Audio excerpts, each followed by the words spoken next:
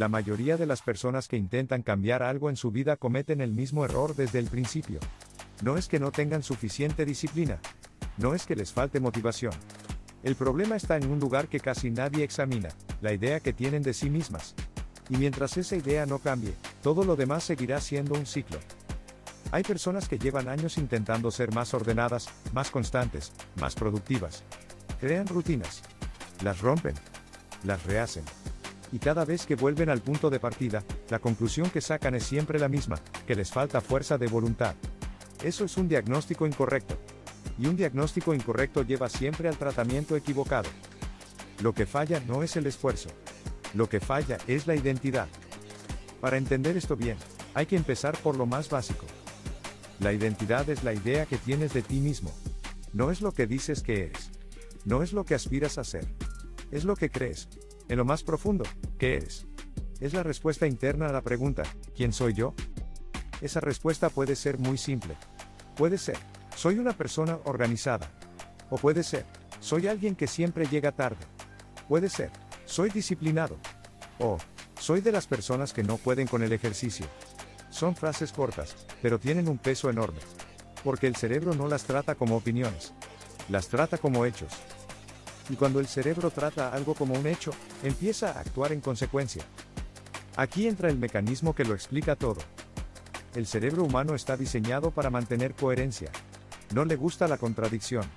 Cuando lo que haces y lo que crees que eres no coinciden, el cerebro siente una tensión. Los psicólogos llaman a esto disonancia cognitiva. Y para resolver esa tensión, el cerebro busca que las acciones se alineen con las creencias. Esto es automático. No lo decides conscientemente. No te sientas a pensar, actúo de esta manera porque así es como me veo.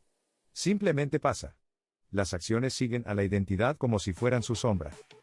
Un ejemplo concreto. Si alguien cree que es una persona generosa, cuando se le presenta la oportunidad de ayudar a alguien, lo hace sin mucho esfuerzo interno. La acción está alineada con su identidad. No hay fricción. Pero si alguien que se ve como tacaño intenta ser generoso, cada acto de generosidad le cuesta. Va en contra de lo que cree que es. Y tarde o temprano, regresa al patrón que coincide con su identidad. Esto no es debilidad de carácter. Es el funcionamiento normal del cerebro. Y es exactamente el mecanismo que explica por qué tantas personas avanzan y retroceden una y otra vez. El ciclo se ve así. Alguien decide cambiar. Se esfuerza durante días, a veces semanas. Ve resultados. Y luego, de manera casi inexplicable, regresa a lo anterior. No porque haya querido fallar, sino porque los nuevos comportamientos nunca se conectaron con una identidad nueva. Fueron acciones superpuestas sobre una creencia que no cambió. Es como pintar una pared sin lijar primero.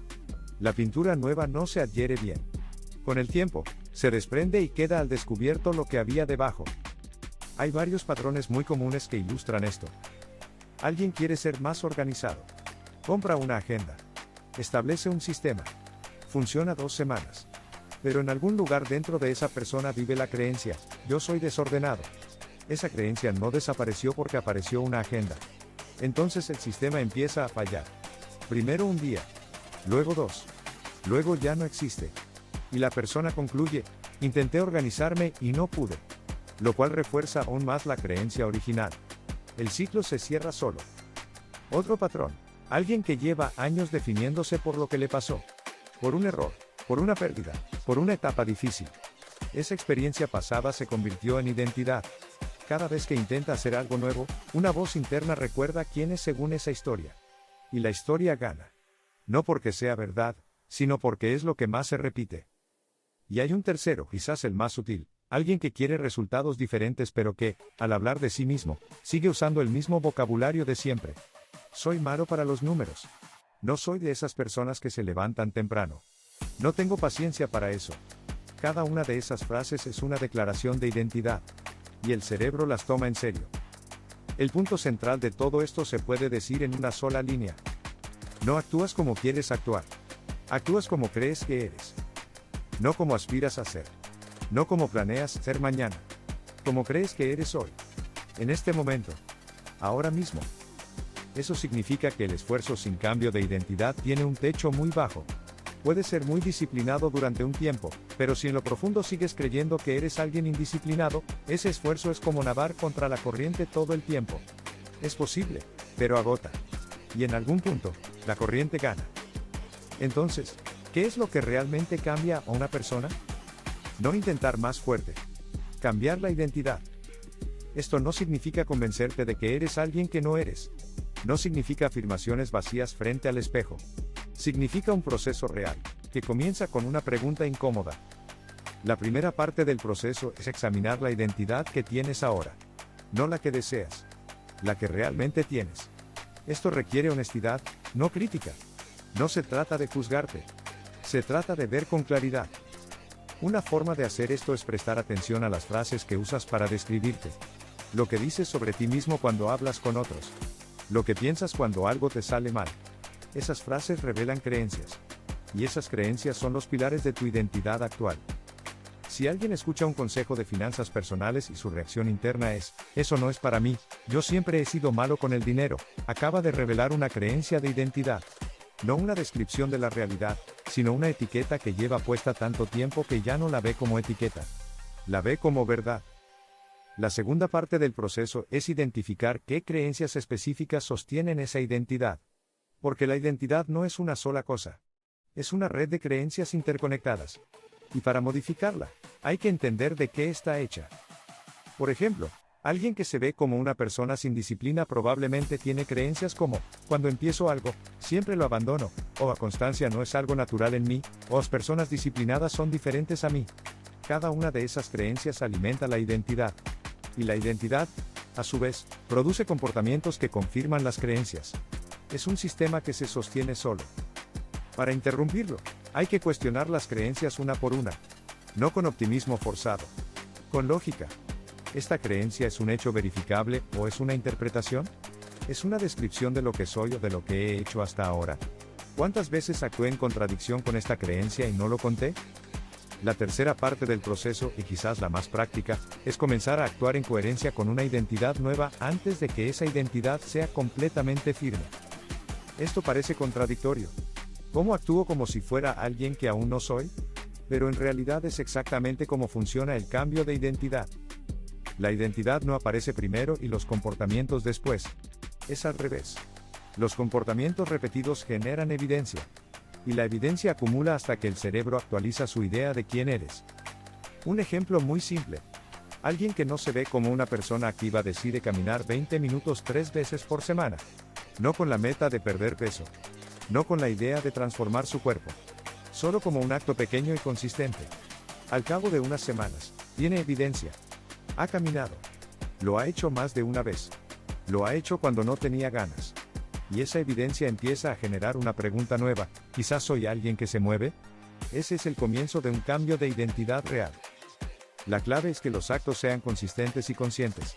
No se trata de hacer grandes cosas una sola vez. Se trata de actos pequeños que se repiten con suficiente frecuencia como para generar evidencia sólida. La identidad se construye con votos y con pruebas. Cada vez que actúas en coherencia con la persona que decides ser, estás emitiendo un voto a favor de esa identidad. No alcanza con un voto. Pero los votos se acumulan. Y cuando hay suficientes, la identidad cambia. Esto explica algo que mucha gente ha experimentado sin poder nombrarlo, el momento en que algo deja de costar tanto. No porque la tarea se haya vuelto más fácil, sino porque la persona que la realiza ya no está actuando en contra de quien cree que es. Está actuando en coherencia con ello. Y cuando eso pasa, el comportamiento deja de depender del esfuerzo constante. Se vuelve natural. No porque sea automático en el sentido mecánico, sino porque ya no genera contradicción interna. Esto lleva a algo que vale la pena entender con claridad. Cambiar la identidad no es un evento. Es un proceso que tiene un punto de partida, un desarrollo y un punto en el que la nueva identidad empieza a sostenerse sola. Pero no hay un momento específico en que de repente eres una persona diferente. Hay un periodo de transición en el que estás construyendo evidencia, cuestionando creencias viejas y actuando desde una nueva dirección. Durante ese periodo, es normal que haya inconsistencia.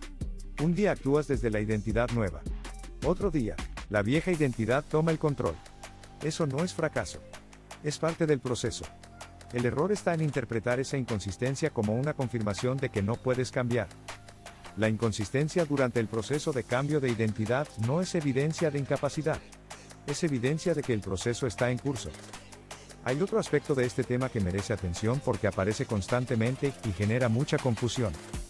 Muchas personas confunden cambiar de identidad con renegar de su historia. Y no es lo mismo. No se trata de negar lo que viviste, lo que hiciste o lo que te pasó. Se trata de decidir qué peso le das a esa historia en la construcción de tu identidad actual. El pasado sucedió. Eso es un hecho. Pero la interpretación del pasado, la lectura que haces de lo que ese pasado dice sobre ti, eso sí es modificable. Y esa lectura es la que determina qué identidad construyes hoy. Alguien que cometió errores financieros durante años tiene dos lecturas posibles. Primera, soy alguien que no sabe manejar el dinero y nunca lo ha sabido. Segunda, soy alguien que tomó malas decisiones financieras durante un periodo, y que ahora tiene información para actuar de otra manera. La primera lectura es una identidad fija.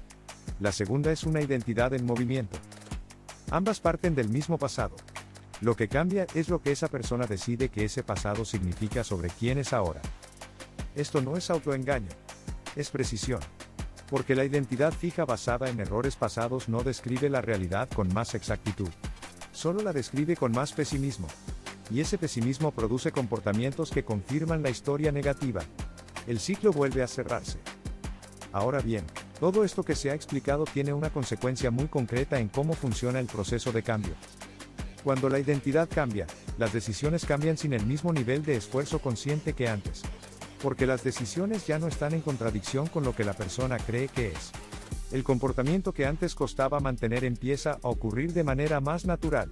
No porque se haya eliminado el esfuerzo, sino porque el esfuerzo ya no está dirigido a vencer una resistencia interna. Está dirigido a la tarea misma. Un atleta que se identifica como atleta no lucha contra sí mismo para ir a entrenar. Puede no tener ganas ciertos días. Puede estar cansado. Pero no hay un conflicto interno del tipo, ¿esto es para mí? Porque ya está resuelto. Es para él. Él es eso. Cuando alguien que se está redefiniendo como una persona organizada llega a un nivel de convicción suficiente sobre esa identidad, la organización empieza a fluir con menos resistencia. No porque sea más fácil organizarse, sino porque ya no está peleando contra quien cree ser. Ese es el cambio real. No más fuerza de voluntad. Una identidad diferente que genera comportamientos diferentes sin la misma tensión. Para cerrar, hay una forma de resumir todo lo que se ha visto en este video que es muy directa y que conviene dejar clara. Tus resultados actuales son coherentes con la identidad que tienes. No son un accidente. No son mala suerte. Son el producto lógico de quién crees que eres y de cómo actúas en consecuencia. Eso puede sonar duro, pero también es liberador. Porque si tus resultados son el producto de tu identidad, entonces cambiar tus resultados de forma sostenida requiere cambiar tu identidad. Y eso es algo que está dentro del rango de lo que una persona puede hacer deliberadamente. No más rápido intentando más fuerte. Más efectivo cambiando desde adentro. Si este video te abrió una perspectiva que no tenías o que tenías a medias, considera suscribirte al canal. Aquí se publica contenido de este tipo de forma regular, ideas que ayudan a entender cómo funciona la mente y cómo usarla mejor. Y si tienes algo que agregar, una reflexión, una duda o un punto de vista diferente, déjalo en los comentarios. Vale la pena la conversación.